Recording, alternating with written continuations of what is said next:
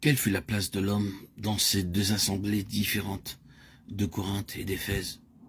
À Corinthe, l'homme en tant que tel avait une très large place.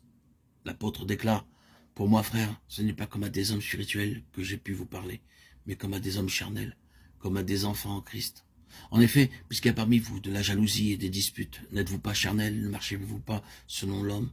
Quand l'un dit « Moi je suis de Paul » et un autre « Moi d'Apollos », n'êtes-vous pas des hommes? 1 Corinthiens 3, 1, 3, 4. N'est-ce pas l'homme en tant que tel qui est beaucoup trop en vue? L'homme entré dans le champ visuel et obscurcissait Christ. Tout au long de cette lettre, des éléments naturels dans l'homme sont mentionnés, en tout aspect, quel que soit le point que vous considérez du terrible problème qui engageait l'apôtre. Vous touchez quelques expressions de l'homme en lui-même, une dispute par exemple, bien que nous ne sachions pas exactement de quoi il s'agissait. Mais deux croyants, membres de la même assemblée, ont peut-être été dans la même transaction commerciale et quelque chose ne fut pas régulier là-dessus. Il y a eu un sérieux différend au point que l'un d'entre eux a dit « Bien, j'apporterai cette chose en justice et cette affaire sera réglée de manière judiciaire. » Il s'agit de l'homme faisant les choses à la manière des hommes. Il est tout le temps question de l'homme occupant la forteresse, de la possession et de la force. Allons à présent à la lettre aux Éphésiens et repérons où l'homme se trouve dans cette lettre. Vous ne le trouvez pas.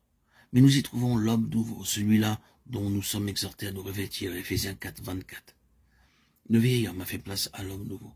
Ce que nous voyons maintenant n'est pas l'individu se mettant en avant, mais bien plutôt l'individu fonctionnant correctement au sein de l'homme nouveau corporatif.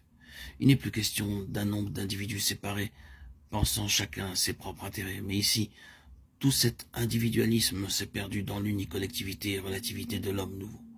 Vous pouvez presque les voir croître en lui, jusqu'à ce que nous soyons tous parvenus à l'unité de la foi, de la connaissance du Fils de Dieu, à l'état d'homme, fait à la mesure de la stature parfaite de Christ.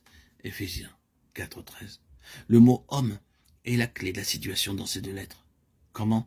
Si vous nous permettez d'entrer, l'état sera celui que vous trouvez à Corinthe.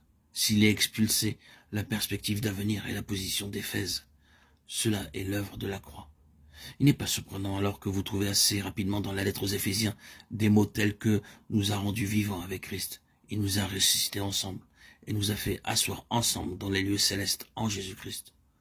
Tout cela, vivifié, ensemble et ressuscité, ensemble présuppose une mort, la mort même du vieil homme, de l'homme, par nature, l'homme charnel.